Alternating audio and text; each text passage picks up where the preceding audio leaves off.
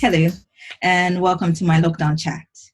Are you an MBA student or thinking of applying to do an MBA, but still not quite sure how relevant such a certificate will be post lockdown and even in an era like this? What are the opportunities that are available? What industry should you even look into applying? Well, asked and delivered. I bring back Dr. Gratien David Pillai of Coventry University, London. He's a senior lecturer of human resource management and leadership development. He is also the course director for the MBA Global Business at Coventry University, London. So I thought he'll be the right person to answer all your questions. If you haven't watched my first interview with him where he spoke about leading through a global pandemic, I'll leave the link below for you. You should watch it. And also, don't forget to like, share, and subscribe if you haven't done so yet. Leave me a comment down below. Let me know what you thought about this video, what else you would like us to talk about, whether you want me to bring Dr. Gratien back again, or whatever your general thoughts are. Let me leave you for him, and I'm sure, trust me, this will be insightful. I thank you once again, Dr. Gratien, for being with us. It's been great having you once again, and we had great feedback from our last talk. So thank you for having us again.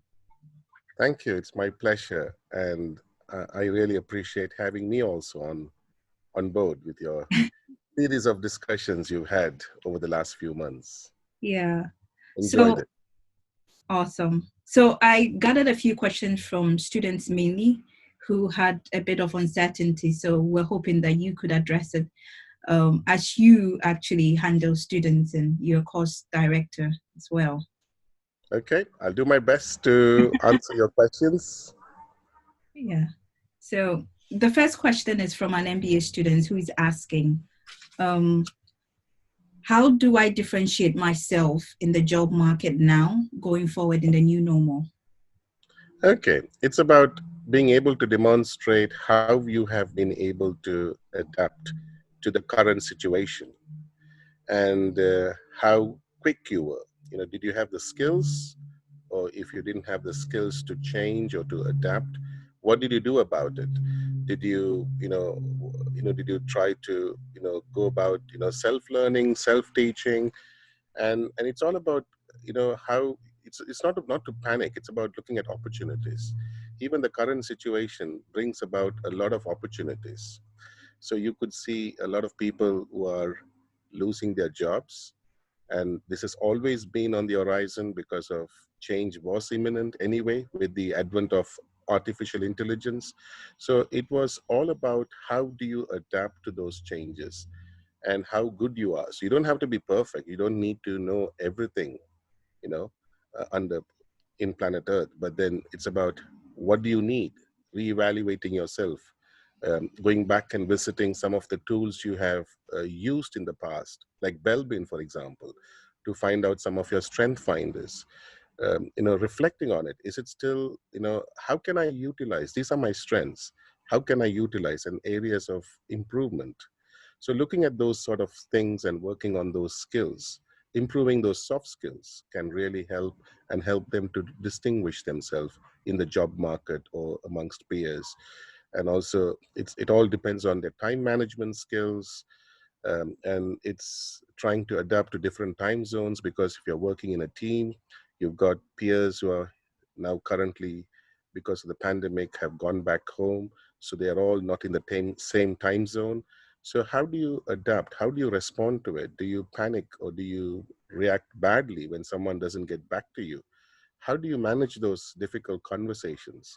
How do you manage those teams which are located in different geographies effectively? So it's all about trying to say this is an opportunity than losing your cool or temper and making it worse for yourself.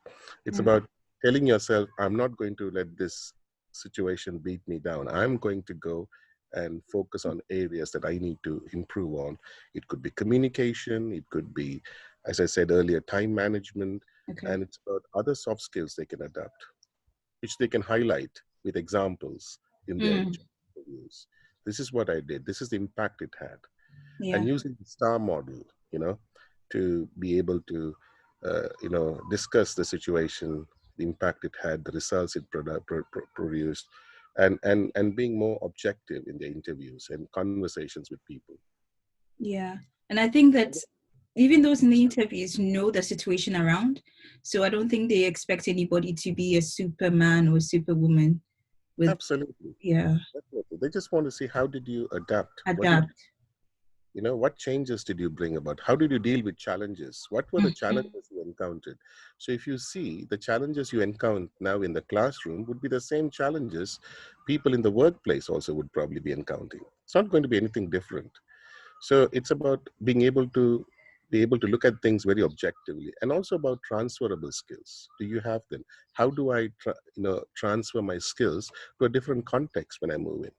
So then you can sail through the transition. You can smoothly move to the next level and adapt, because you know I can do it. The confidence it gives you.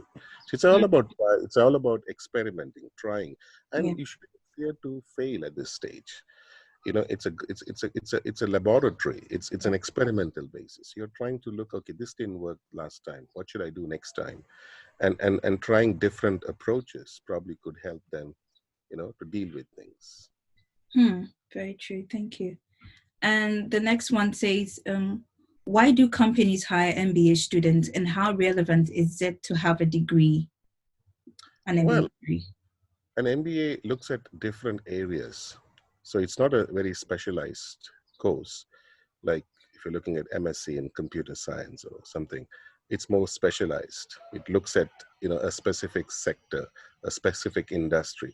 Whereas with an MBA, you're looking at a series of modules you're learning, from strategy to marketing, from leadership to international trade, to human resource management, to project management. So you're looking at a range of topics during your course of study. And also you're also sharpening your research skills, your entrepreneurship skills. You're also then making a decision on what sort of a topic should I be doing for my final term dissertation, not choosing a topic which could help you in your career. So the MBA is structured in a way which will really help students to develop skills, um, to move to the next phase in their career.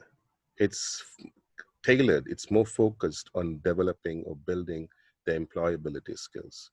So that's what we are very confident that the program we have offered the students will equip them. But again, it also depends on the students.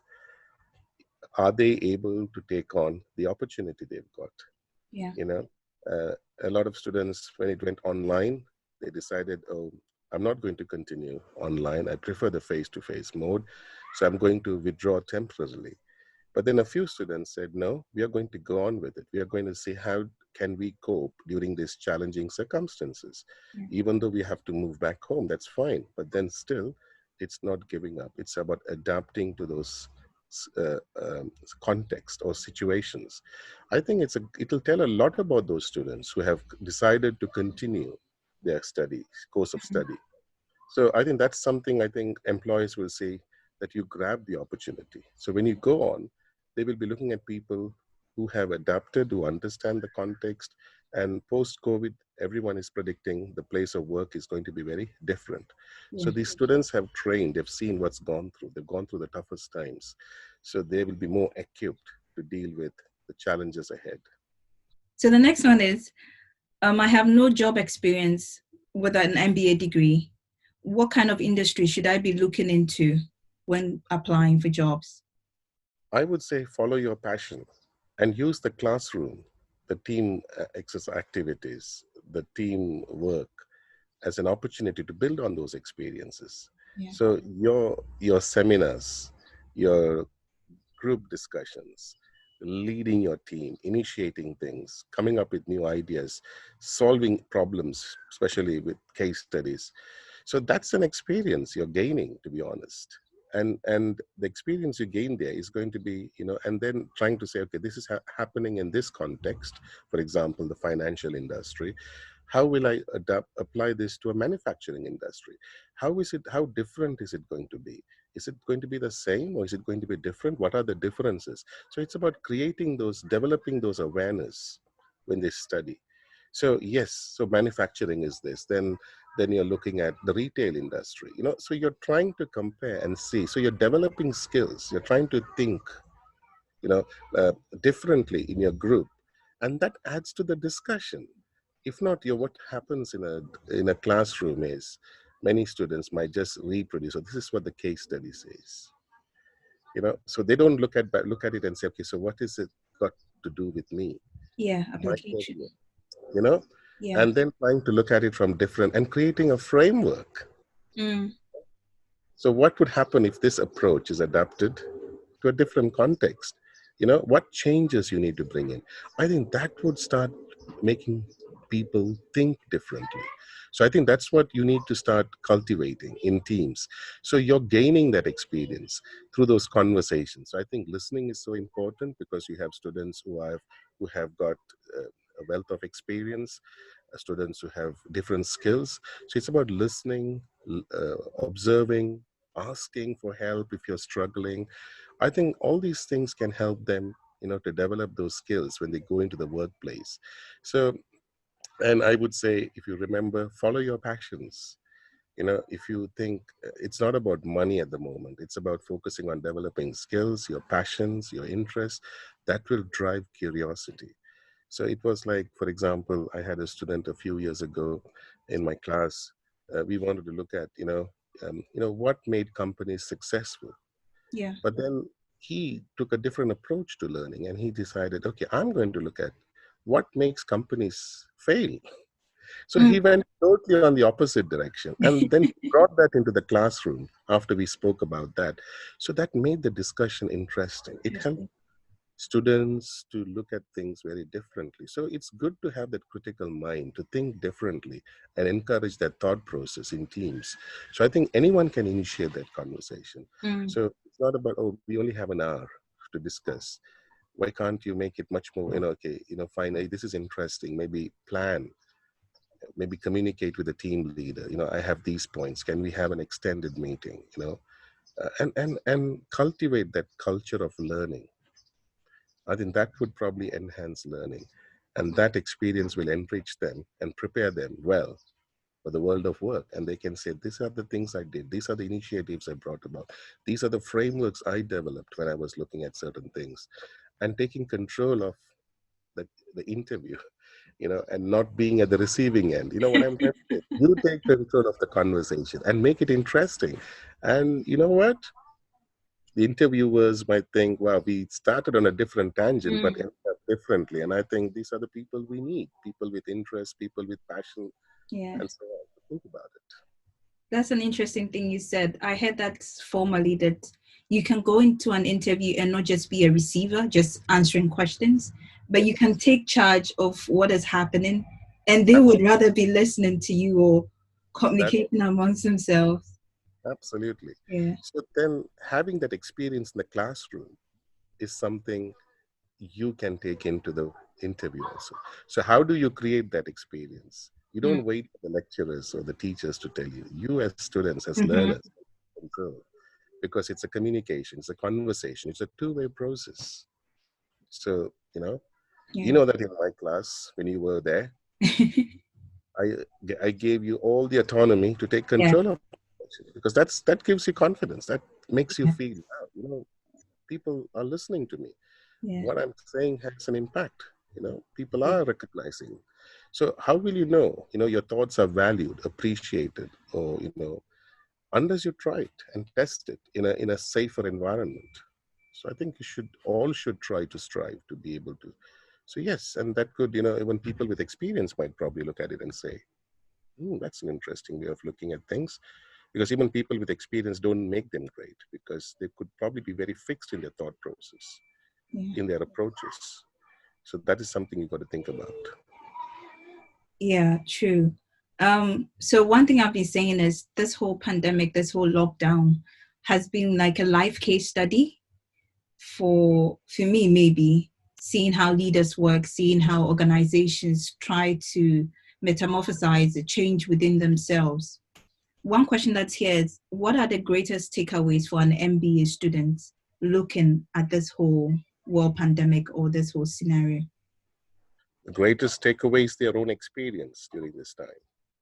Everyone's experience is going to be different. Valuing that experience, reflecting on that experience, looking at what did they do right and what did they do wrong, and being honest about it, and then speaking to people about the challenges they have had. How did they adapt to the change? That's a great takeaway. Did they were they positive about it, or they very negative about it? So thinking about, when a situation comes in life, we all will experience situations, but then you need to take that as an opportunity. Even if you look at the great Steve Jobs, when he was asked to leave Apple in the 90s, he could have gone home, he could have been bitter and done nothing. But then he said, I'm going to come back different, I'm going to come back strong. So that's the way he came back, and he revolutionized the whole industry, to be honest, with the smartphone, with the advent of the smartphone. So you can think about it. And this pandemic is an opportunity for people to go down that route. So it's about, how did they manage themselves? Mm. Time management is critical, meeting deadlines, communicating with people across the globe, not in a small room with six people, but over a laptop with six people sitting across six different time zones. How did you communicate? How did you get the task completed? So there are many things that they can take away with it, and not just getting the task completed, but then completing it at a higher standard. So think about it. So personally, I think, this pandemic has increased our workload, to be honest. Work intensity is increased. People are working much longer. Mm. Yes, working at home, it's not the normal 9 to 5, Monday to Friday. You're working beyond those hours these Yes. days to get work done, because the requirement, the need in the workplace has also changed. So, in order to adapt and meet those targets and deadlines, you have to work longer hours to be able to produce. So, it's not the same traditional way of working. So, I'm sure the same applies to students also. So how did you adapt? Were you willing to put in the hours to get that work done, or were you still, giving the bare minimum? So these are the takeaways. So it's a great opportunity, I would say, for students. This pandemic has given to them, and even for students to get a job in the UK, because that would have probably translated into skills they have developed, talents they have developed, which probably look into the short skills, and probably employers are looking at people with those skills. And if you can probably draft a lovely CV or a LinkedIn profile which captures those achievements in a video, or in what format it is, I'm sure the opportunities for getting employment here will also increase, even though unemployment numbers are going up. They're looking for more skilled workers, people with exceptional talents. So probably this is a great opportunity to focus and develop those skills and talents. Would you say it's the same situation for international students who It are is, given? definitely, absolutely. Because any company to survive, they need people with vision, people with skills, people with talents, people who can help them to take them through this challenging time and also to the next level. And also rediscover. Companies are now in the process of trying to redefine themselves, rediscover themselves. So I think students will be able to add to that, if they are capable. So I'm sure everyone is a valuable, you know contributor to this process.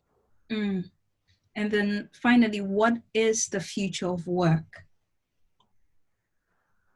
That's $1 million question. I think work is going to change. Work is going to transform. I think with the advent of artificial intelligence, the future of work was going to definitely change. And I think we've spoken about this in class. 70% of the jobs which exist today is not going to exist tomorrow. Job is going to change. And the pandemic has given everyone a reality check where they are, and everyone is trying to redesign work and redesign how they go about doing things. So I think the process has started. So I think it's going to be very competitive. It's going to be technology driven. It's going to be skill driven. Especially soft skills are going to be critical for people to have. So I think what students today need to do is to look at it and say, what are the skills I need? What should I be doing to develop those skills? Because once you get into the world of work, everyone is cutting down on training and development. So it's about you you're asked to swim in the deep waters. So you should be equipped and be prepared to be able to swim and also to get to the show. So it's important that you start utilizing this opportunity as an advantage and try and focus on developing yourself.